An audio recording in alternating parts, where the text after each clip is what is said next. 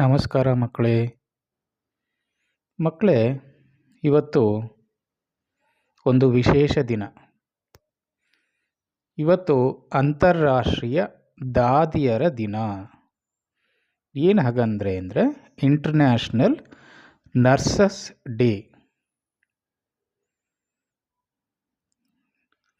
ಅಂದರೆ ನೀವು ಹಾಸ್ಪಿಟ್ಲಿಗೆ ಹೋದಾಗ ನಿಮ್ಮ ಆರೈಕೆಯನ್ನು ನೋಡ್ಕೊಳ್ಳೋರು ನರ್ಸ್, ಅವರನ್ನು ಕನ್ನಡದಲ್ಲಿ ದಾದಿಯರು ಅಂತ ಕರಿತೀವಿ.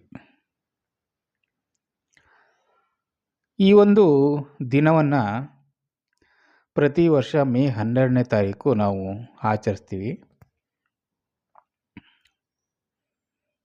ಈ ದಿನ ಮಾನವನ ಸೇವೆಗೆ ತಮ್ಮ ಜೀವವನ್ನು ಅರ್ಪಿಸುವ ದಾದಿಯರ, ನರ್ಸಸ್ ತ್ಯಾಗ, ಸೇವಾ ಭಾವ ಮತ್ತು ಪರಿಶ್ರಮವನ್ನು ಗೌರವಿಸುವ ದಿನ ಇದೆ. ಅದರಿಂದ ನಾವು ಆ ದಿನವನ್ನು ದಾದಿಯರ ದಿನ ಅಂತ ಕರಿತೀವಿ. ಈ ನರ್ಸ್ಗಳ ಪ್ರಮುಖ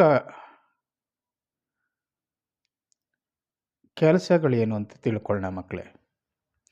ಮೊದಲನೇದಾಗಿ ರೋಗಿಗಳ ಆರೈಕೆ ಮತ್ತು ಆರೋಗ್ಯ ಸೇವೆಯಲ್ಲಿ ದಾದಿಯರ ಪಾತ್ರ ಗೌರವಿಸುವುದು, ಸಮಾಜದಲ್ಲಿ ಆರೋಗ್ಯ ಜಾಗೃತಿ ಮತ್ತು ಸೇವಾ ಮನೋಭಾವನೆಯನ್ನು ಹೆಚ್ಚಿಸುವುದು, ಆಸ್ಪತ್ರೆಗಳಲ್ಲಿ ದಾದಿಯರು ಮಾಡುವ ನಿಸ್ವಾರ್ಥ ಸೇವೆಯನ್ನು ಸ್ಮರಿಸುವುದು, ಹಾಗೂ ಸಂಕಷ್ಟದ ಸಂದರ್ಭಗಳಲ್ಲಿ ದಾದಿಯರು ತೋರುವ ಧೈರ್ಯ ಮತ್ತು ಮಾನವೀಯತೆಯನ್ನು ಗೌರವಿಸುವುದು.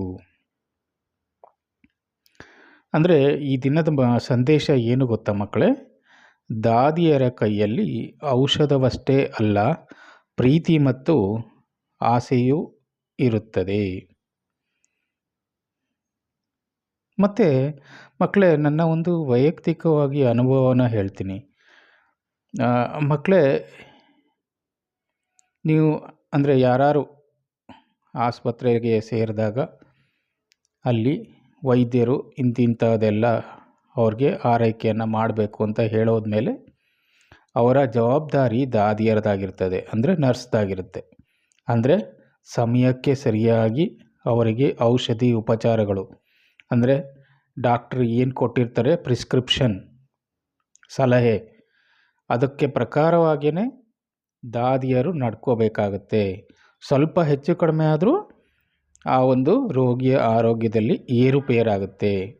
ಸರಿಯಾದ ಸಮಯದಲ್ಲಿ ಊಟ ತಿಂಡಿ, ಸರಿಯಾದ ಸಮಯದಲ್ಲಿ ಔಷಧಿ, ಇದೆಲ್ಲನೂ ಕೊಡುವುದು ನರ್ಸ್ಗಳ ಕರ್ತವ್ಯ ಆಗಿರುತ್ತೆ. ಅದರಲ್ಲಿ ಯಾವುದೇ ಒಂದು ಲೋಪ ಬರದಿದ್ದಂಗೆ ಅವರು ನೋಡ್ಕೋತಾರೆ ಮಕ್ಕಳೇ. ಆದ್ದರಿಂದ ನಿಮಗೂ ಅಷ್ಟೇ, ನೀವು ಹುಟ್ಟಿದ ಕ್ಷಣದಿಂದ ನಿಮ್ಮನ್ನು ಎತ್ತಿ ಆರೈಕೆ ಮಾಡಿದವರು ಈ ಒಂದು ನರ್ಸ್ಗಳೇ ಮಕ್ಕಳೇ.